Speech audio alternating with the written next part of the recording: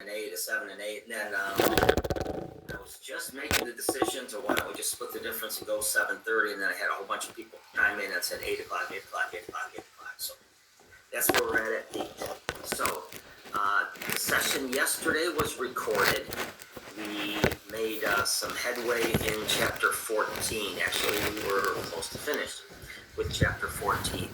So let's see, we talked vehicle fires. There was quite a few slides on vehicle fires, and that's good. Obviously, that's because the majority of, not the majority, but we go on a lot of vehicle fires.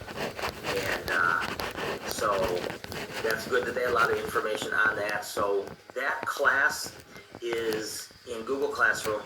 So if you get a chance, watch that. I don't care if it's today or tomorrow or whenever, but please do watch that because there is some important material in there. After vehicle fires, I think we talked about some Class A fires, some materials. We talked about dumpster fires, garbage fires, outdoor shed fires. So a lot of those types of things. We kind of touched a little bit on Class A foam, and we had previously touched a little bit on Class B foam. And then we went through a section on wildland firefighting. So wildland firefighting, different than what we call structural firefighting. And you remember way back when we were looking at the gear in the second chapter of the book. And then again in chapter 4, I believe it was, or 5. We took a look at wildland firefighters. Their stuff's a little bit more mobile, not quite as thick as ours. But again, they usually don't see the high temperatures typically that we do because they do not have a roof over the forest. So all of that heat can escape a little bit more for them than what it can do for us. So if you're just with us today and you weren't with us yesterday, I fumble my way through here. I am not great at doing these online presentations. If you have a question, certainly your mic, unmute it. Unmute it? No. Mute now. Yeah, I guess it would be. But just chime in with a question, not a big deal. Or I think there's a little thing where when somebody typed yesterday, a raise hand thing, if you know where that is. Well, I think I see one down here on the bottom. Yes, I do. And yeah, a couple people just raised their hand, and that pops up on my screen. So good. So I will call on you if you want, but you don't have to be that formal. Just unmute and ask away, and we'll go from there. So before we jump to the slides, any questions on the material that we covered yesterday? Or if you weren't here, what we did cover, if you want any information, what you got? Anything?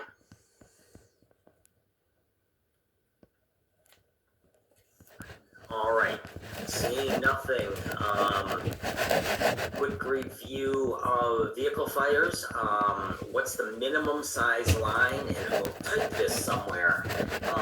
Do you have a place where you can type answers? Yeah, there's a comment section. Okay, type in your comments. Let's see what happens. What's the minimum size line that you can, attack line that you can use on a vehicle fire? Just want to see where these pop in.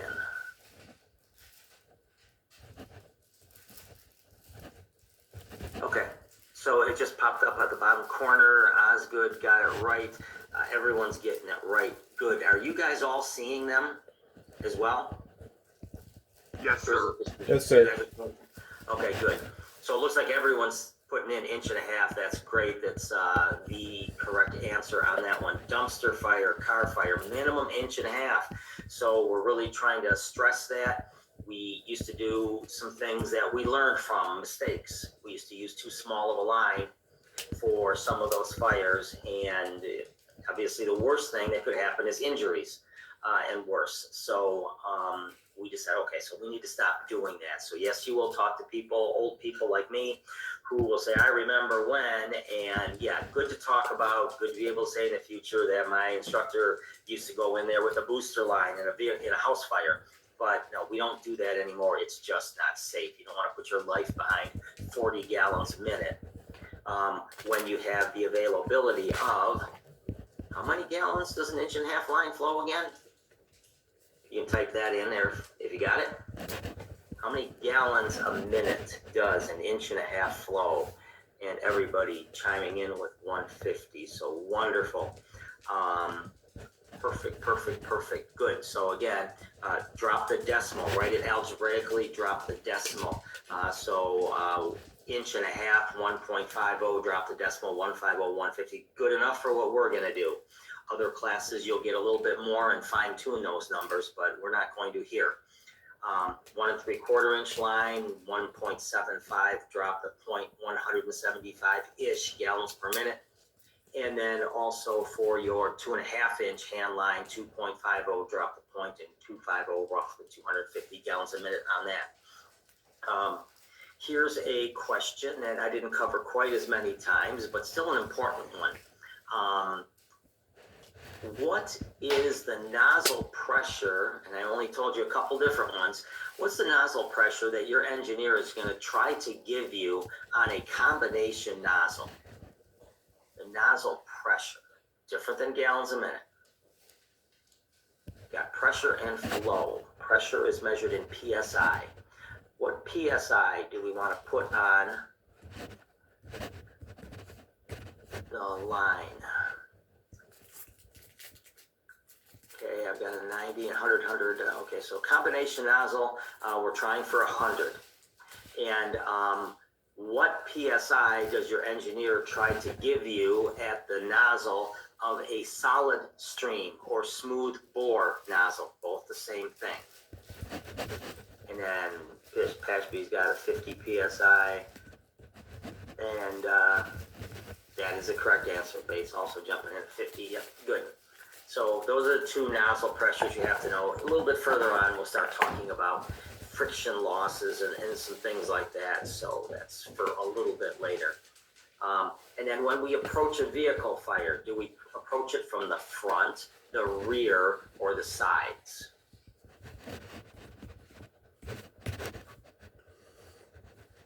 Sides. Oh, Osgood, the rear, no. Remember those 5-mile-an-hour bumpers? Those bumpers have absorbing struts. They've got fluid or air in them. And when they heat up, they can blow. So you do not want to approach a vehicle fire from the front or from the rear because of those bumper struts. Also, the lift assists on the hood and the tailgate, or the, whatever you call that rear section, tailgate, lift gate. Anyways, will the stuff just explode in your face if you approach it from the rear? They can explode, and so yes, they can shoot out a great distance as well. So I've got videos at the end of this chapter that I will show again. So I guess the next technical question is, how do we get those videos here in our classroom? I suppose if I play them on the screen, that just gets recorded. Is that right, Bates? Or Welsh or So if you want to watch the videos from yesterday, we could all see it. If you go to the Google Classroom, look at it from yesterday, and put it up, yeah, we can watch it. Okay. So if I put a video up here on the screen as part of my regular stuff, you'll be able to, that will be recorded as well. Yes, sir. McLaren raised a hand. All right. Good. Well, I think there's a feature where you can present your screen. Yes, I'm going to get to that in just a little bit. So All right. I just was thinking out loud, and when I think it's dangerous oftentimes, but I was thinking, wait a minute, if I got videos, how's that going to, but it's going to work just my slide does. All right. So any other review questions? Okay. So what do we call the section in a wildland fire that has already burnt?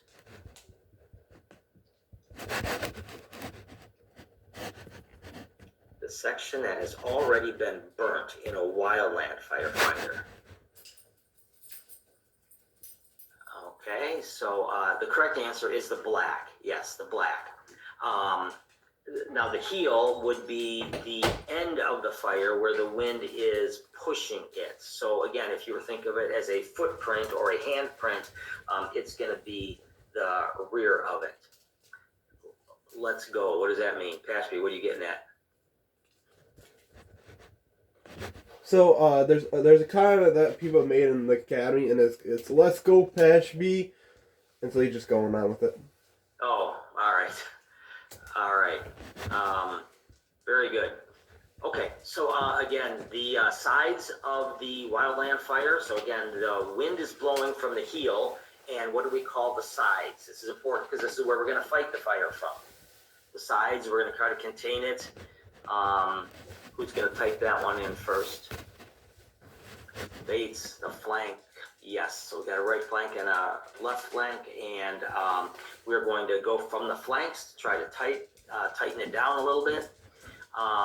And then what do we call those extending out pieces that go at the head of the fire, the ones that are reaching out the farthest? Fingers, correct. And what if we get some embers that kind of fly out a little bit and start another fire independent of the one that we're fighting? Spot fires. Good, good, good. All right. So a little bit of a review. And again, Greg, just to recap, this, please watch yesterday's as well, because I don't plan on going over it again in class. And this review certainly is, my 10 minutes that I just spent here is not enough to cover the whole thing. So at this point, I'm going to jump over to the chapter 14 PowerPoint slides. And I'm going to, I may not have done that right. Go back to here. Oh, I know. I want to go to present a tab, chapter 14, share. All right. So that should have popped up on your screen instead of my mug. Correct? Yes, sir. Great. All right. So we're kind of nearing the end of the wildland firefighting slides, but again, please review those. LCES, in wildland fire terms, we do not use this, but in wildland firefightings, it stands for those four words right there, LCES, lookouts. So where is the fire at now and where is it going? So we can kind of figure out based on, again, what were some of those things that affected fire growth or fire movement in a wildland fire. See if you type any of the right answers in here from yesterday.